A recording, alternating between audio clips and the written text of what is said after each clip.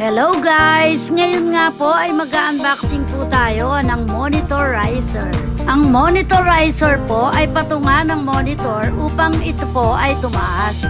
Kailangan po kasi ay eye level ng gumagamit ng monitor. Maganda po itong nabili kasi po kumpleto na po sa gamit. Kahit hindi po lalaki ay kaya-kaya po itong ikabit. At ayan nga po, ina-assemble na po ng aking anak at sinundan lang po niya ang guide po ng binilhan namin.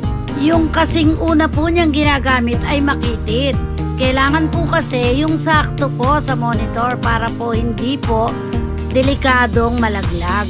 Medyo marami pong ikinakabit pero madali lang naman po at ini-screw lang naman. Mahilig din po kasing magkumpuni ng mga DIY ang aking anak. At ang kanyang kwarto po ay maraming mga kumpunihin na siya lang ang gumagawa at kaya lang ng babaeng gawin.